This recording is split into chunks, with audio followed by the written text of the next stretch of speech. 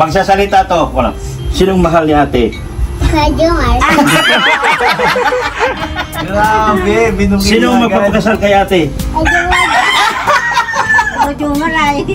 Ito maganda. Magandang kargahin. Dapat ako tanungin mo. Oh. Sinong mahal ni ate? Ano? Kristen. Sinong mahal ni Dr. Love? Totoo yung kasabihan na hindi talaga nagsisinungaling ang bata. So, yun yung ebidensya natin. So, wala nang lusot si Carla natin dito. Talagang booking na booking si Carla sa kanyang kapatid na si Amber. Hindi talaga napigilan ni Amber na magsalita dito kay Dr. Love. Sino yung papakasalan ng kanyang ate. So, sobrang ang cute lang ni Amber, guys, no? Talagang opposite na opposite po sila ni Carla. Kasi itong si Amber talagang always on the go, napaka-talkative, napaka-jolly. And si Carla naman, sobrang napakamahiyain. Wala na booking na si Carla dito. Tayong lahat naman talaga na nagmamahal kay Carla, kay Jomar, no, always nating pinapanalangin na sila yung magkatuluyan in the future. Kahit ano pa mang mga issue, yung mga lumalabas sa kanila, talagang nandito tayo para always i-depend yung idol natin. So kahit ano pa mang issue yan, we always think positive lang po tayo para dito sa ating Jomcar. Talagang grabe lang si Amber, talagang wala nang intro pa, wala nang pabulong-bulong. So ito na talagang pinagsigawan talaga ni Amber, no?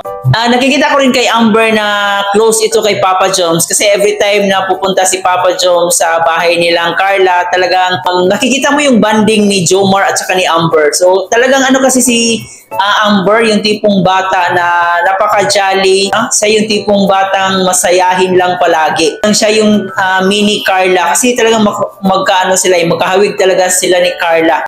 So yun lang yung reaction natin ngayon, ang pagka-booking ni Carla dito sa kaniyang kapatid na si Amber. Pero syempre guys, mga bago pa lang dito sa ating YouTube channel, baka naman hindi nyo pa ako na-subscribe, please don't forget to hit the subscribe button.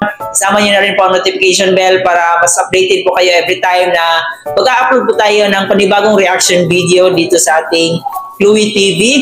And higit sa lahat, wag din natin kalimutan palaging suportahan ang pinakaama ng Kalingap, si Kuya Bal Santos Matubang, si Ate Edna Vlog, si Kalingap Rab, at syempre si Jack Matubang.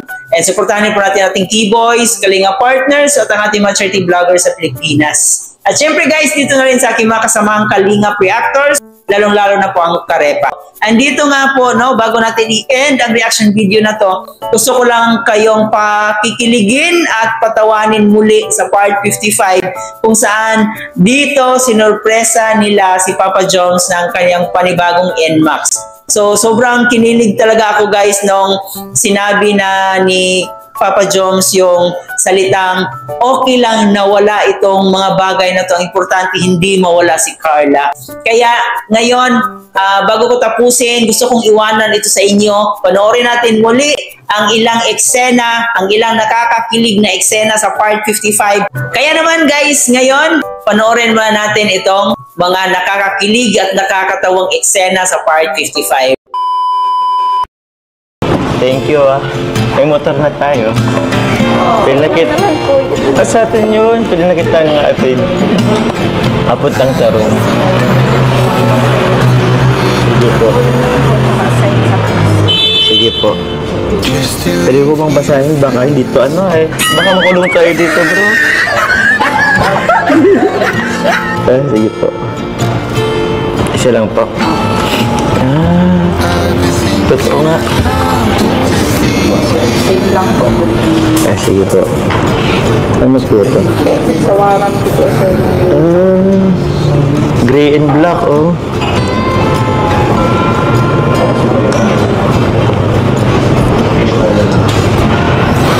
Salamat po.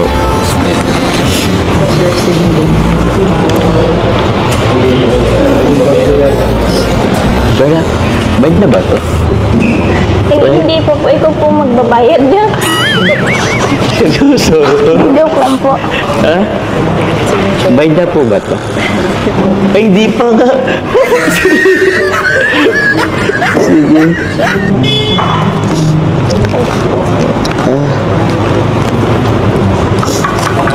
Serious ako, walang dalang cash dito. Pinapay from Graceland. Pinapay pang Graceland. Ay, ito yun.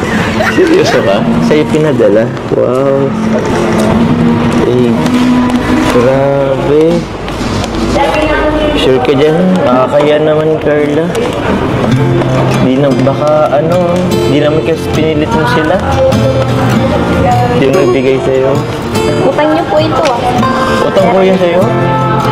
Grabe. Ilan na nga po, nakalimutan. Sorry na. Nag-distracta ka. Diyan mo naman po. Wala po yung discount. 150 na lang po. Pwede naman sir. Pwede naman. Freebies. Helmet. Freebies.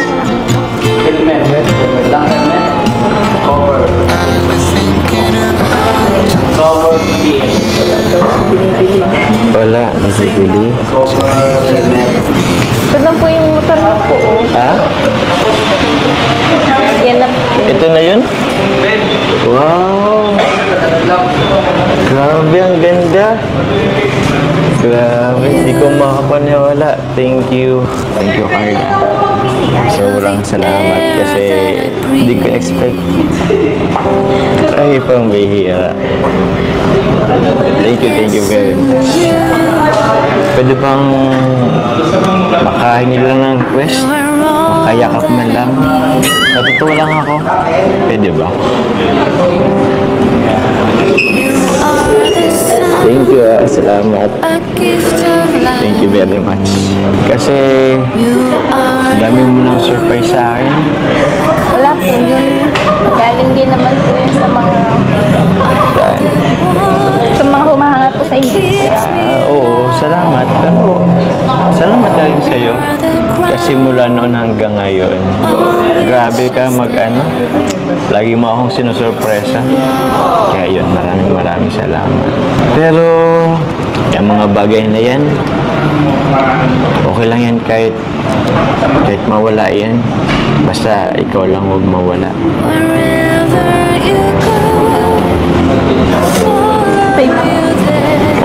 Okay lang? Yun lang? Okay lang? No comment? Yun lang? Sige. Okay.